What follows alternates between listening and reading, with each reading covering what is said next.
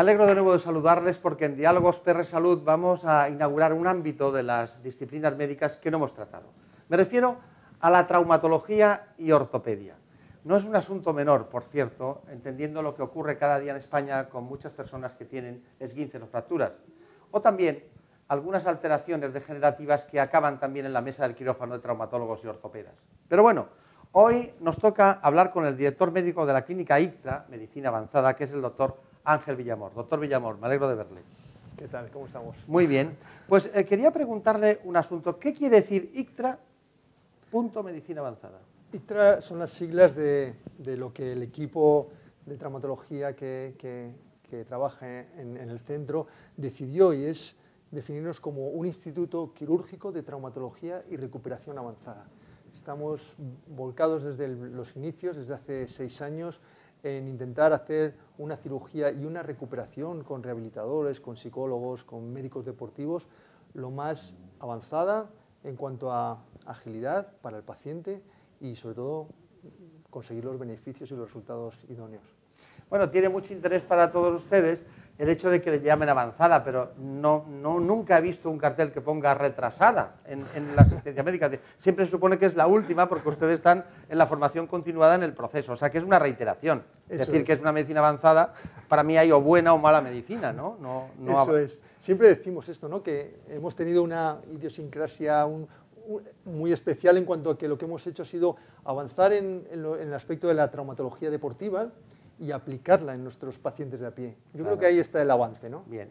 Le voy a hacer una batería de preguntas cortas, concisas y concretas, también las respuestas espero, pero después. Antes vamos a la profundidad de un asunto.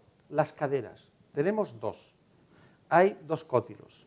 Está la protrusión que provoca lo que es toda la entrada del fémur en la cadera y constituye una articulación sublime, ¿no? En todos los sentidos. Y de hecho, una de las causas más frecuentes de errores en el tratamiento de las fracturas de lo que es del fémur o de las fracturas incluso de la pierna, porque de una manera u otra se afecta todo, desde la columna hasta el dedo índice del pie. Es curioso, pero la cadera tiene una incidencia sobre todo, sobre el conjunto. ¿Cuál es el error más frecuente que comete un traumatólogo en las fracturas de cadera? Vaya, qué preguntas me haces, ¿eh? Incurrir en nuestros errores. Es cierto, como bien dices, ¿eh? Es el centro de rotación de toda la extremidad superior, la unión de de toda la extremidad inferior, es la unión de la extremidad inferior con la columna, con el resto del tronco, y efectivamente es una articulación muy específica, muy precisa y que soporta toda la carga del organismo. De manera que, efectivamente, si no ponemos máximo cuidado en orientarla correctamente cuando hay fracturas, que como bien has dicho, al ser un punto de estrés importante, sufre muchas fracturas. Si la orientación no es perfecta, el resultado inicial puede ser más o menos satisfactorio para el paciente, pero a largo plazo va generando un desgaste progresivo que acaba, pues eso, en una artrosis prematura muchas veces, pues en deportistas, en gente joven que ha podido tener un accidente de tráfico y que por esta pequeña desviación residual acabe perdiéndose la articulación. Bueno, yo no soy traumatólogo y ortopeda, como es público y notorio, pero la respuesta que yo habría dado desde la comunicación es: el error más frecuente que se comete es no tener en cuenta las tracciones musculares en el tratamiento de las fracturas. Sí.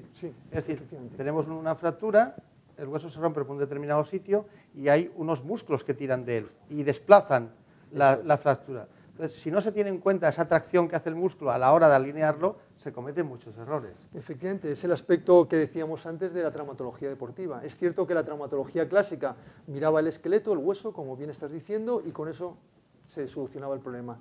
Pero no se tenía en cuenta el perjuicio que puede haber posterior si no has vigilado que el ataque muscular o el efecto o el esfuerzo muscular después no se ejerza correctamente sobre la articulación.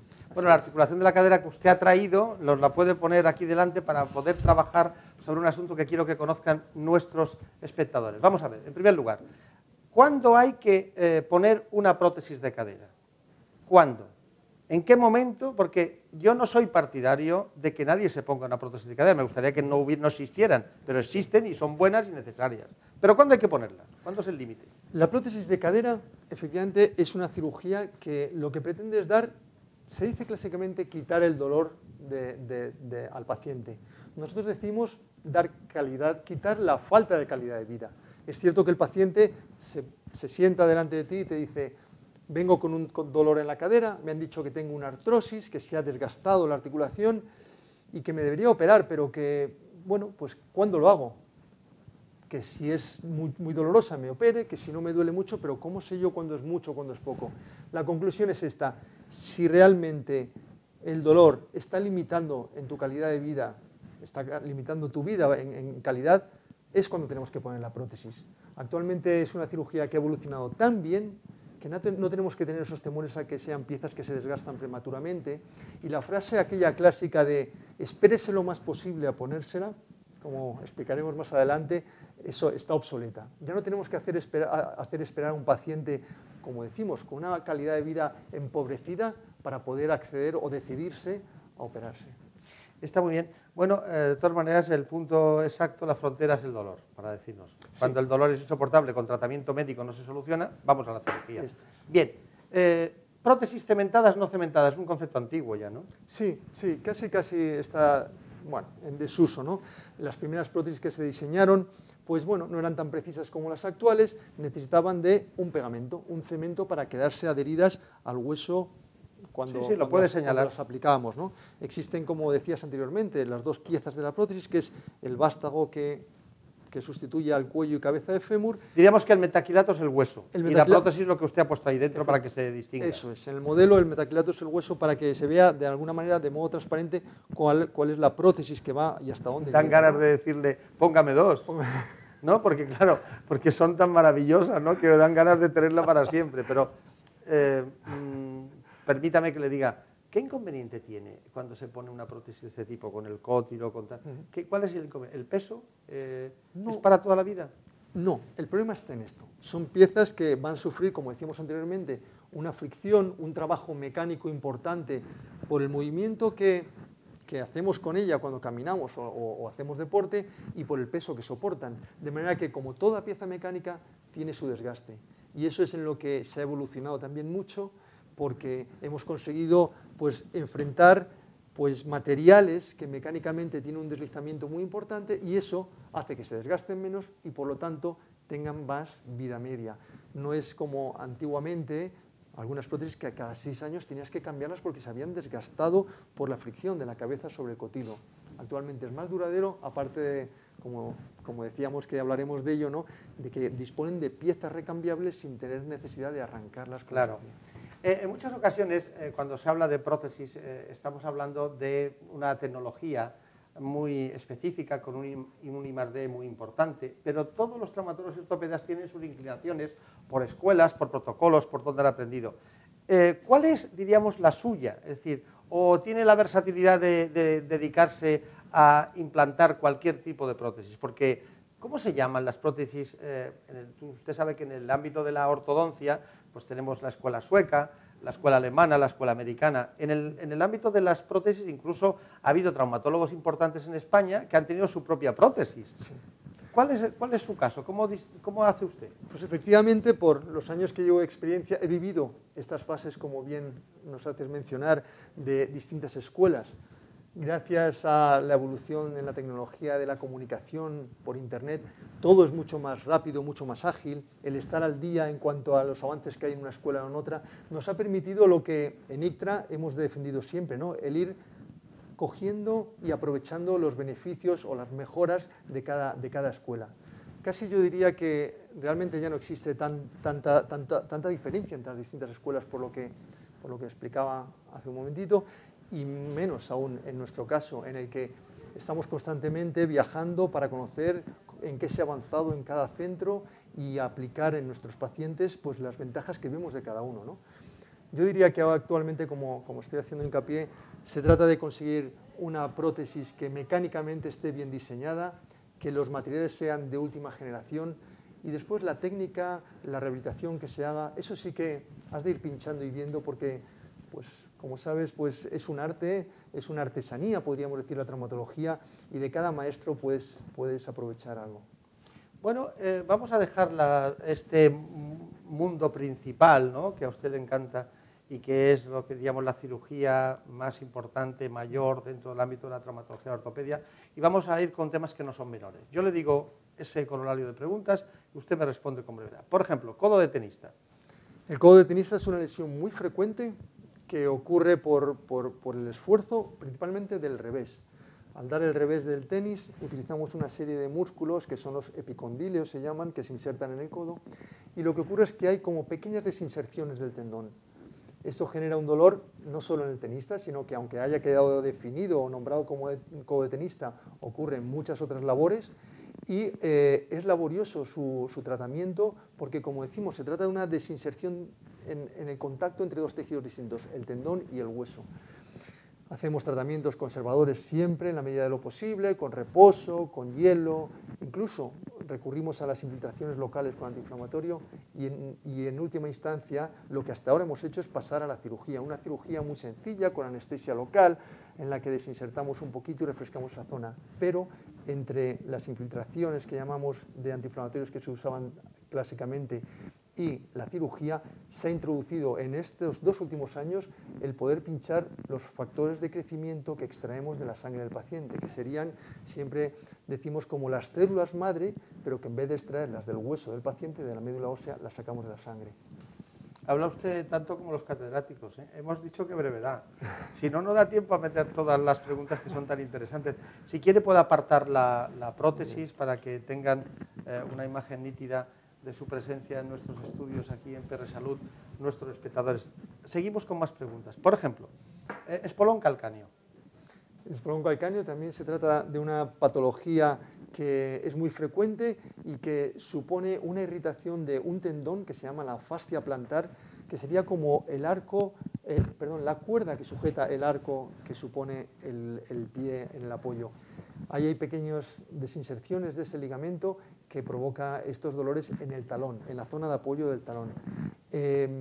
Clásicamente se ha aconsejado poner taloneras de silicona que no llegan a ser muy efectivas y lo que realmente es importante es que mecánicamente se diseñe una plantilla correcta, que la haga un buen especialista, que descargue la tensión que sufre ese tendón y es el primer tratamiento idóneo antes de recurrir a más agresivos como las infiltraciones o la cirugía. Y ahora verán, síndrome del túnel carpiano.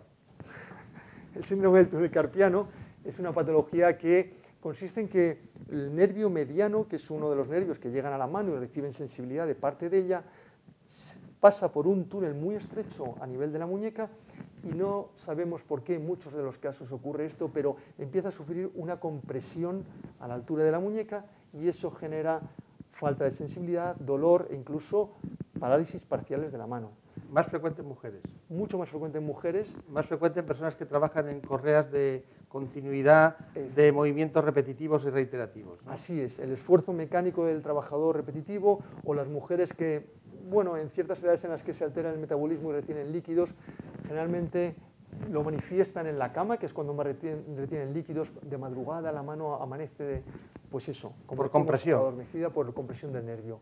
También aquí tenemos cirugías mínimamente invasivas en las que ya no hay que abrir la palma entera, sino que con pequeñas incisiones podemos entrar con cámara, incluso casi sin dejar cicatriz y abrir ese túnel para aliviarlo. Bien, hay un asunto que me llama mucho la atención, que es en el hombro, el síndrome del supraespinoso. ¿En qué consiste? El supraespinoso es un tendón que tenemos en el hombro y que se encarga de centrar la cabeza del húmero en el centro de rotación para que después el deltoides pueda actuar correctamente. Es un tendón que discurre por un espacio muy estrecho entre la cabeza del húmero y un techo que le hace la escápula, y al ir por ese espacio tan comprometido para su volumen, basta que hagamos una pequeña irritación con gestos banales muchas veces, no hace falta ni siquiera ser como aprendimos en Estados Unidos de los lanzadores de béisbol, lanzador habitual, sino que en gestos mínimos puedes irritar ese tendón y al ir por ese espacio tan estrecho y ocupar con la inflamación más espacio de lo que dispone, empezar un rozamiento que es muy fácil que se cronifique y genere un dolor muchas veces invalidante, muy difícil de subsanar. ¿Por qué tienen los deportistas problemas con la sínfisis púbica? La sínfisis púbica es la unión de los dos huesos que forman la pelvis y es un punto también de estrés muy importante en deportistas, como bien estás diciendo, porque es justo donde coinciden los músculos aductores de las piernas, de los muslos, y los abdominales también caen ahí, como en una forma, podríamos decir, en una disposición de aspa. Ahí hay unas tensiones muy importantes, por ejemplo, la osteopatía de pubis, como dices, aparece principalmente en futbolistas que sufren mucha tracción en los regates, en el sprint violento. El aductor tira mucho y genera un micro rozamiento entre los dos huesos que acaba generando, pues sería casi una artrosis prematura ahí, pero es porque efectivamente es un punto de tensión muy importante en deportistas. ¿Qué le gusta más, estar en quirófano o ser director médico de la clínica ICTRA? Es todo un disfrute, ¿no? Siempre donde haya un equipo bien coordinado, lo disfruto igual en consultas, tratando correctamente a nuestros pacientes, discutiendo los casos, poniéndonos al día en el equipo de ICTRA, como en las cirugías en las que de igual manera colaboramos siempre muy estrechamente todo el equipo. Dígame, dentro de las distintas cuestiones que ocurren, un día leí que había hasta más de 350 operaciones de los juanetes, conocidos como alus valgus. ¿Usted de las 300 cuál emplea? Lo mismo que te he explicado anteriormente, hay muchas técnicas y de ellas hemos ido cogiendo pues las lo mejor de algunas. De manera que tampoco me atrevería a decir que tenemos una técnica propia, porque ya incurriría en lo de las escuelas que estaba diciendo que está un poco en desuso gracias a la comunicación, intercomunicación que tenemos entre los distintos especialistas y también entre los distintos países actualmente. Nosotros estamos utilizando técnicas todavía en las que abrimos con anestesia local, pero abrimos un poquito para ser precisos. Lo que no hemos puesto en práctica, hemos intentado y no nos ha agradado mucho, son las técnicas en las que no llegas a saber lo que estás haciendo, pero bueno, sí que se va haciendo un poquito de cada. Es muy interesante, yo me estaría aquí todo el tiempo del mundo porque hay muchas cuestiones que debatir, pero ¿cuál es la lesión más frecuente que se está produciendo en este momento en España y en el mundo en el ámbito de la traumatología y ortopedia? Me refiero sencilla. ¿Cuál es la lesión más frecuente? La lesión más frecuente que estamos viendo es, por supuesto, la artrosis, como decíamos anteriormente, de cadera. La artrosis de cadera la estamos viendo ya incluso en gente joven, seguramente por el hábito deportivo que no se hacían anteriormente y que nos ha ido haciendo defendernos, diseñar prótesis para gente joven, las prótesis de recubrimiento, por ejemplo, están salvando caderas que antiguamente dejábamos evolucionar con los dolores que iban limitando al paciente, y la artroscopia de cadera, que es la cirugía que actualmente nos está moviendo más por todo el mundo para ponernos al día, está frenando también estos procesos. Pero efectivamente es seguramente la articulación que más trabaja. ¿Y en el ámbito de la traumatología de urgencia es posible que sea el esguince la lesión más frecuente? Sí, el esguince de tobillo es muy frecuente. El esguince de tobillo, esguince es una distensión de un ligamento es una cinta que sujeta un hueso con respecto al otro para que la articulación funcione sincrónicamente, y cuando tienes una torsión y lo desgarras es cuando provocas el esguince de tobillo. Muy frecuente, tanto en deporte como en la vida normal. Sí. ¿En qué está usted ahora en el ámbito de la investigación y desarrollo? Empezamos hace unos años con las células madre. Estamos muy satisfechos con los resultados que estamos consiguiendo para consolidar fracturas que no son capaces de consolidar por sí solas. Estamos ahorrando muchas cirugías que teníamos que hacer para reparar tejidos que actualmente con una simple inyección de células madre podemos resolver.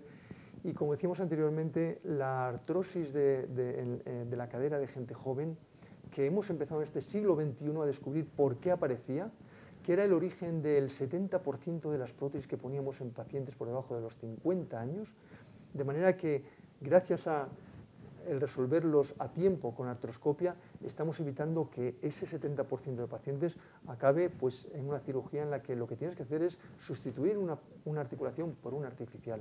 Estamos consiguiendo que esa articulación dure de por vida en el paciente, sin permitir ni que pase unos años de muchos dolores hasta llegar a la prótesis, ni de limitaciones de la prótesis en adelante.